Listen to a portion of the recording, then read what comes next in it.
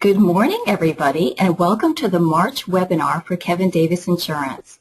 Today's webinar is part one of a two-part series on cybercrime, issues and answers for community associations.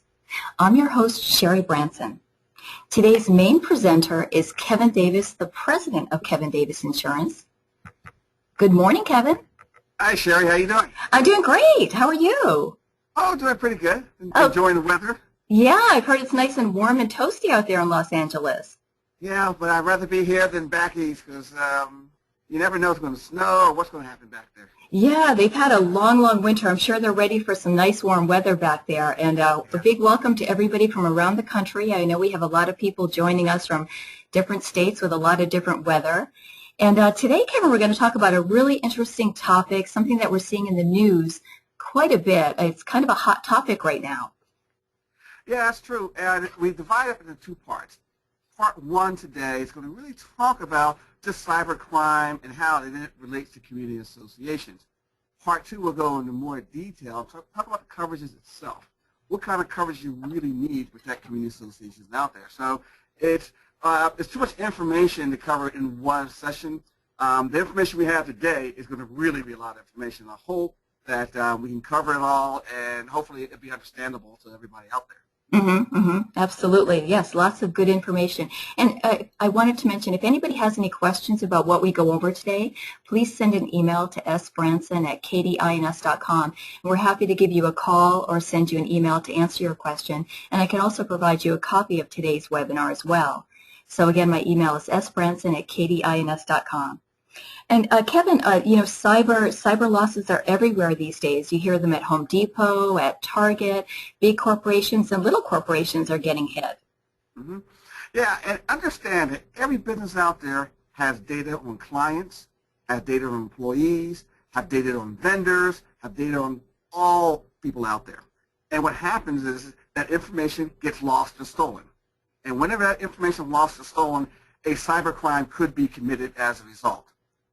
Right now, losses in cybercrime are so large that now most states have laws requiring business owners to notify individuals who are affected as soon as possible. That makes sense. And there's also federal legislation out there that requires corporations to also do it. So you have state and federal people right now saying this is how you behave in the event of a cyber action. And Kevin, I've heard, I don't know if this is true, but I heard that there were an average of 15 breaches per week in 2014. So if that's the case, as insurance professionals, we have to really be aware of this risk so we can inform our clients of how to protect themselves against these cyber losses. And what's making cybercrime probably the most important topic out there for businesses today, by far. Now, you mentioned Target, and let's start with Target, okay? Okay. If you're looking at Target, they estimate about 40 million credit cards and debit cards were stolen, records itself, okay? And 70 million just regular records, just customer information was stolen. So the cost is so unbelievable, okay? You talk about $88 million in breach-related expenses, okay?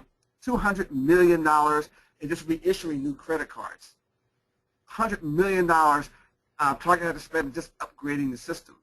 And when we talk about loss of profits, their Target profits were down 46%. 46%. That's a big hit to a large company. That's a really big hit. That's incredible. And Kevin, now I know that analysts are estimating the total cost to exceed $1 billion. Is that true? Yeah, from Target alone, they're looking at about $1 billion there, okay? Now, that's the big companies, okay? It doesn't only impact big companies, though. We're talking about small companies also. One situation that I read about, okay, Maricopa County Community College. It's a small community college in Arizona, was a victim of a breach in 2011. Now, the problem, though, Sherry, is that it wasn't properly dealt with in 2011, so guess what happened? Another breach occurred, which cost more money in 2013. Wow, so 2 breaches to a small community college. That must have been very devastating to the school. 2.5 million records were stolen.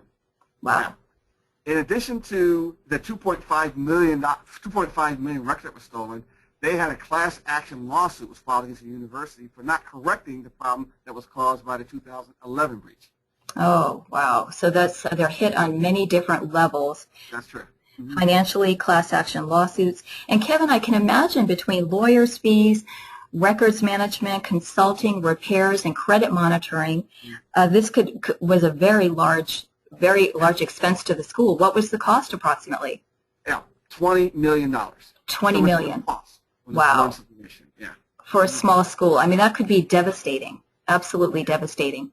Yeah, the problem itself on these things is the cost. You know, the short-term costs are pretty clear on how much that costs.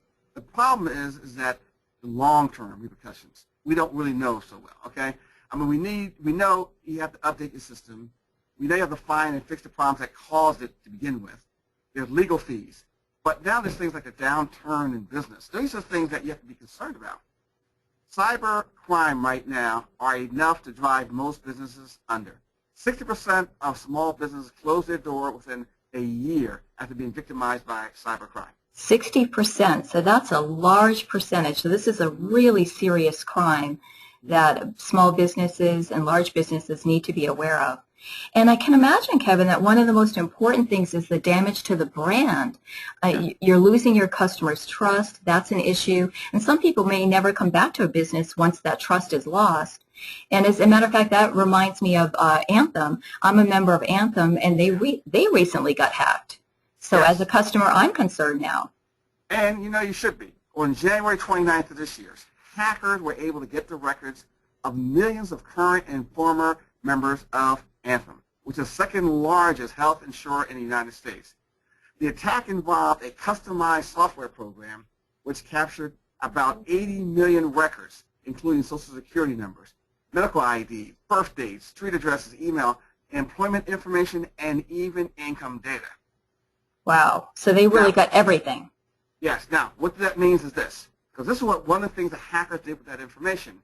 What they did was to file false tax return with the information stolen from Anthem. Oh, false tax returns. So that's a nightmare for the federal government, for the IRS, the customer, and Anthem. Exactly. I'm glad I filed my tax return early this year.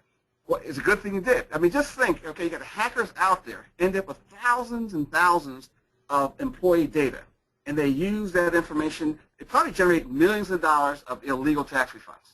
Oh, that's so scary. That's really, really frightening. And now, Kevin, with all these hacking incidents going on with the big companies, the health insurers, the stores, et cetera, now I live in an association, so I'm concerned. What could happen at an association on the hacking level? How are they vulnerable to this crime? All right. You live in a community association, okay? The main thing you're concerned about is the association funds, your reserve account, your operating account. That's it. That needs to be protected. But that's not the only thing. You have a website. And they publish information on the website, okay? And some information should not be published on the website. Also, you have to worry about disgruntled employees, board members, or community managers hacking into that system. So you have internal people you have to worry about. Now, not only all that stuff you have to worry about, but you have to worry about people not shredding documents properly. You have to worry about files losing your computer, stealing your computer, outside data theft. I mean, all these things create a problem for your community association. Absolutely. And they are gathering lots of information about the homeowners and et cetera. Yeah, and this is what we had. I mean, when I was in Florida a couple of weeks ago, I heard about the situation right there where a manager left his laptop in the car, and the laptop was stolen. Oh, okay. The laptops get stolen all the time. We hear of that. That's very common, very common. Now, the problem, though, with this laptop is that it was not password protected. Oh boy, that's scary. That's scary. Yeah. So now, you're looking at a laptop there, right, with information. Let's say that manager happened to manage 10 associations. Each association had 100 units in it. There's 1,000 documents right there that are affected. 1,000, just like that. Just like that. People just have access to it. And this type of situation happens all the time. And associations don't have gigantic, or property management companies may not have a large IT department. And I guess the problem. See, when you look at data breach situations, you're not talking about just your clients there, okay? It really impacts a lot of different people out there. You got to worry about your employees, vendors, your professionals, your unit owner. It's a lot to worry about for people who live in community associations. Now, not only that, though, but the association faced potential claims for negligence for failing to not have greater safeguards to protect their data, which can mean a lot of money in terms of how much the board members and residents of the community association have to pay. So this type of crime could go in many different directions and lead to multiple claims, not just one claim. And now, Kevin, speaking of data and breach, can you explain to everybody what exactly is data breach? Okay. When you talk about data breach, the standard definition of breach of security and personal information is defined by most states. When you talk about breach of security, you're talking about the unlawful and unauthorized acquisition of personal information that compromises the security, confidentiality, or integrity of personal information. Okay, so the unauthorized access, the unauthorized information. Okay, personal information is an individual's first name, first initial plus his last name, plus one or more of these following things: Social Security number, driver's license number or state ID, account number, credit card number, or debit card information, including security code, access code, or PIN or password. Okay? Now, one thing personal information does not include is information that's in the public domain, anything that's available on public records. Okay, that makes sense. That does make sense. And now, are there many state laws requiring protecting this information or regarding data breach? What's going on with the states, Kevin? Okay. California passed the nation's first law requiring notice of security breaches in 2003. Since then, 47 states require security breach notification, enact penalties if the organization does not come forward and tell people in a timely manner. We believe soon all 50 states will require have some kind of requirement for data breach. Now, not only that, you have federal laws such as HIPAA or the Gramm-Leach-Bailey Act or Fair Credit Reporting Act have also have information out there that needed to protect personal information. So there are federal laws and then the state laws, and I would think that with the magnitude of these crimes, it would make sense that all 50 states have their own laws eventually. Yes. And now, Kevin, we talked a little bit earlier about community associations and the data that they collect on people. Can you talk about community associations and data breach a little more in depth? Okay. All right. The situation is this. There's a new trend for community associations out there, and they do it for convenience and speed, and that is that the management company has the option of collecting the monthly assessments using a web-based portal. They collect and store unit owner information, addresses, and banking information. Okay? So the problem is that with all this convenience and speed, security and privacy still is a huge question. Can they receive all these benefits out there and protect the privacy of the association?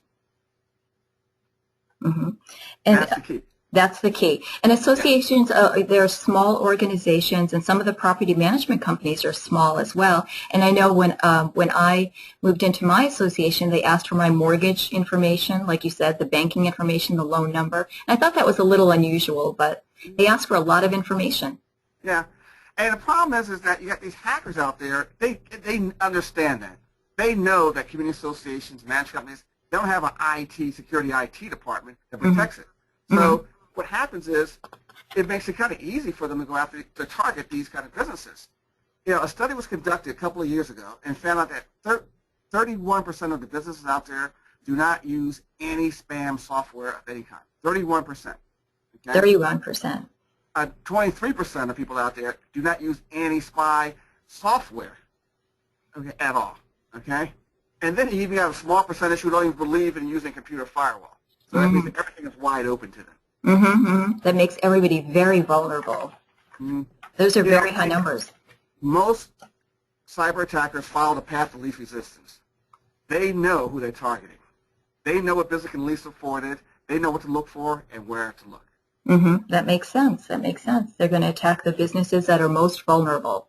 Now, Kevin, with all this going on out there, with all of the hackers and these situations, what are the protection strategies that companies can use? Okay. The problem right now is that, you know, if you are in the community association, right, you know the management companies, you know, accountants, you know, lawyers, you have board members have access to personal information of people who live there. The key is don't collect information if you don't need it. Okay? I mean, you just mentioned all the information they collected from you when you moved in there. Okay? Sometimes homeowner associations just collect information for the sake of collecting it. It's okay to collect mailing addresses, telephone numbers, email addresses, but information like social security number and driver's license, do you really need that information? That makes sense. I mean, question it. If somebody's asking you for that information, it's a good idea to question it too. Why do you need it? Again, any personal information that is used should be heavily protected. So if you're a management company or your condo association at that HOA website, make sure that every information is out there. You have to be aware of what's appropriate and not appropriate to put on a website.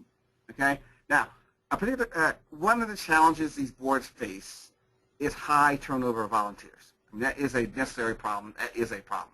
Okay? Associations need to have a policy in place that requires that outgoing members turn in any sensitive records they have. That makes a lot of sense. New board members need to be trained and provided with new passwords to know what's going on in an association. And there is lots of turnover. There's incredible turnover in most of these associations, and that's a loophole right there that associations should be thinking about. Now, the problem is, Sherry, is that a lot of these associations cannot afford to hire a computer consultant. Okay, but I would say in coming years, because of the way the cyber thing is going, that you're going to have to be able to do it. Right now, the complexity of technology and the laws right now are so sophisticated that they don't have the knowledge and resources to handle all the stuff that's going on. They will have to have either some kind of a specialist to help them to move things forward. Management companies will have to be more trained than they ever were before on these situations. I think at some point they're just not going to be able to afford not to do it, not to hire a cyber consultant. Yeah. And now, Kevin, regarding cyber policies and cyber insurance, can you talk a little bit about cyber policies and what's out there right now, what people should be looking for? Sure. Right now, the biggest problem is no standard cyber policy.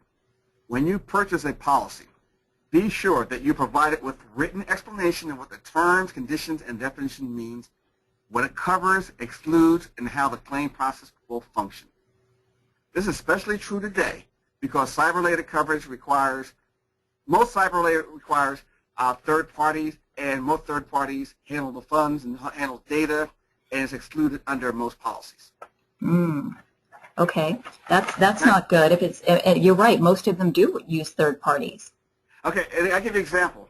Sony, they had a breach last year. Remember that situation with Sony last year? Yes, the interview, the famous, I saw the movie. I saw about 10 minutes of the movie, Kevin. It was a really dumb movie. You probably saw 8 minutes more than you wanted to, right? Yeah, exactly. It's amazing that it was such a big deal over that movie. But yeah. Well, guess what? It was even worse for Sony, because what happened is they had cyber coverage. But the claim was denied because the policy did not cover only covered actions taken by Sony and not by third party. And what happened, the third party, which created all the problems, the carrier denied the claim for Sony. Wow. So this is really, really important, really, really important to make sure that you're buying the right type of cyber policy. And for community association, a third party is the management company. That is the they're the ones that have the data. They keep track of the information. This is the third party coverage that you need. So third-party coverage is very important. If anybody has any questions about this topic that we're talking about right now or anything that we go over, please send me an email to sbranson@kdins.com, and we're happy to answer your questions and give you a phone call and also send you a copy of today's presentation. And now, Kevin, if I'm shopping for cyber coverage, what are the key considerations? What are the main things I should be looking for besides the third-party coverage? What else should I be paying attention to? Okay. Understand your package policy that you buy, that you get. Okay, coverage there doesn't exist. You don't have any coverage. Now, there might be some coverage you might end up getting some, but it's extremely limited.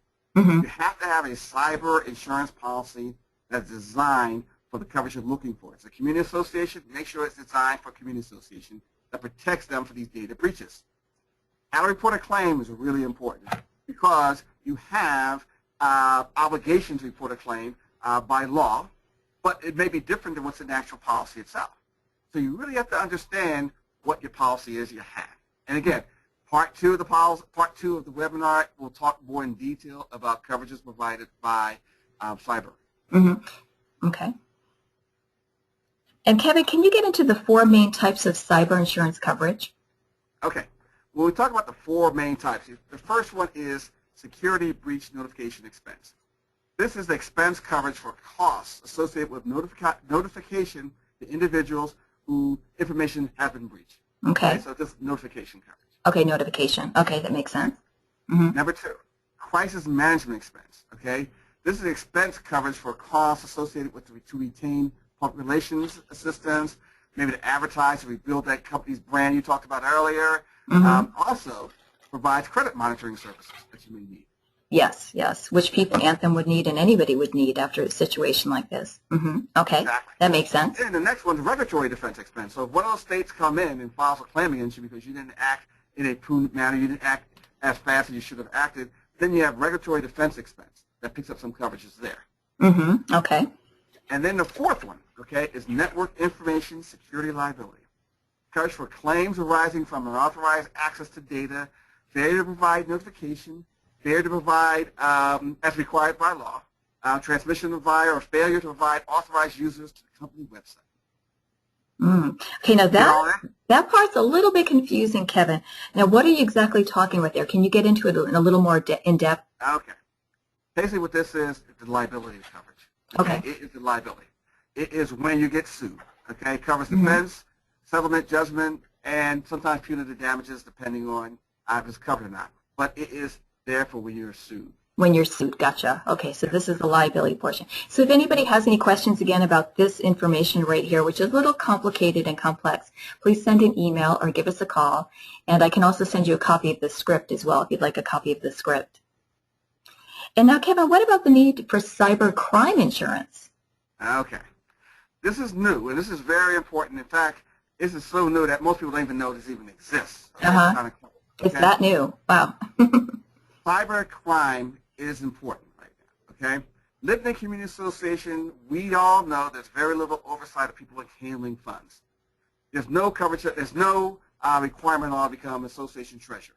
Okay, all you have to do is raise your hand, boom, you're now a treasurer. Right, right.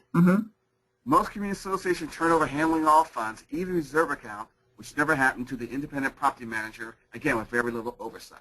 Okay? Yes. So what happens there, because you have so many people involved, and some people who really don't have the knowledge and background, there's something out there called phishing and social engineering. Phishing, okay. All right, now, this is one of the most common types of malicious criminal acts out there, okay? What happens is this. Phishing and social engineering are techniques used to fraudulently obtain private information through the manipulation of individuals. It's defined as intentional misleading of an employee through the use of a communication. Okay. Now that's very technical, a technical explanation. Can you give an example of that, Kevin? Sure. A great example of that is what happened with eBay. Okay. As an individual user, okay, do you use eBay at all? I do. Yes. Okay. Now what happened is that they sent out these emails, okay, claiming that your account is about to be suspended unless you click on this link, and the link and update your credit card information. Oh, okay. So it looked like an official eBay email. It looked like it came from eBay. Okay, gotcha. But if you click on it, it goes to a fraudulent eBay site. Oh, so when you update your information, you give them the information. Oh, okay, okay. So, okay. See, the problem is this, Sherry. The computer system itself is no more secure than the person responsible for its operation. You have the individuals out there who represents who are really, really smart. And what they do is their job is to penetrate these systems here and by taking advantage of carelessness of trusted individuals or by deliberately deceiving them. And this reminds me of something that happened last year with Bank of America fraudulent emails. They were asking people to change their accounts and change their passwords on their accounts. So it can happen in any industry, banking. Or, exactly. Yeah. So what happens, what we did is created something new called social engineering coverage. Okay? Social engineering is, again, the manipulation of people into divulging confidential information for the purpose of committing fraud or getting access to the system for fraudulent means. Now, the key thing here is this. An employee must be convinced that a request to send money to an alternative location is legitimate and therefore acts on that request because they think it's legitimate.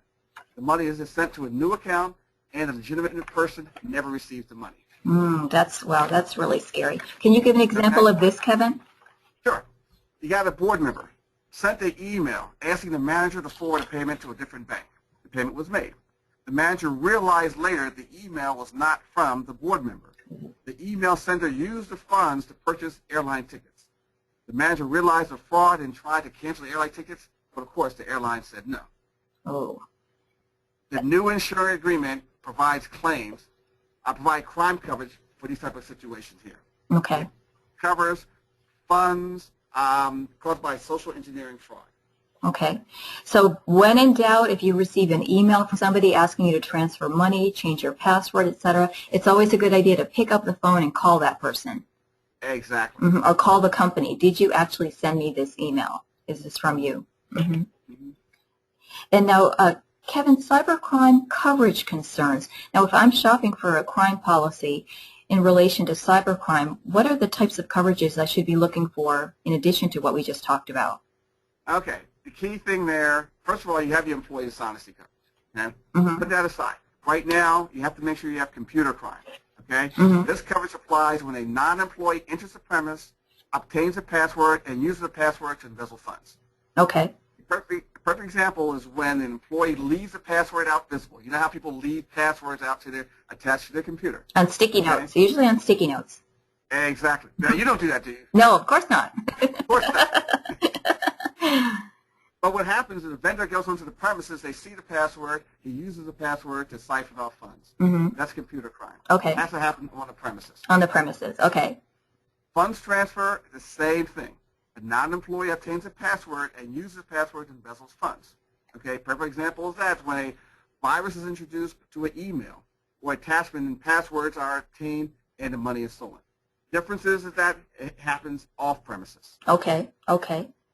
And then the third one, you have to have social engineering. Coverage insured for social engineering fraud scenarios. Okay. You got to have all three of those things. Okay, great. And again, if anybody wants a copy of today's presentation, please send me an email to sbranson@kdins.com. Or if you have any questions about what we go over, please send an email or give us a phone call.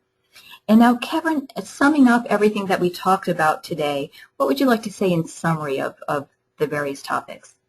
Okay. We now know that you have to have cyber coverage out there. There's significant exposure to cyber losses, and it's growing and growing. Data breaches are not going anywhere. Okay. Part 2, we're going to talk about the coverage itself, what the social engineering means, what does cyber coverage mean, what kind of first-party versus third-party coverage is out there and necessary for you. You got to be aware of the impact of cyber to your community association, and you have to have adequate insurance to pick it up. Okay. Condominium associations, management companies have to do a better job of safeguarding this very valuable information and avoid costly lawsuits. So, thanks a lot, Sherry. Oh, you're welcome. Thank you, Kevin. So Kevin's point is to be proactive and make sure the associations are protected and to educate them about cybercrime. Thank you, everybody, for joining us today. If you'd like a copy of today's presentation, again, one last time, my email address is sbranson@kdins.com. And you're invited to join Kevin and myself on April 22nd for Part 2, Cybercrime Issues and Answers for Community Associations. Have a great afternoon, everybody. Take care. Thanks a lot. Yep, take care.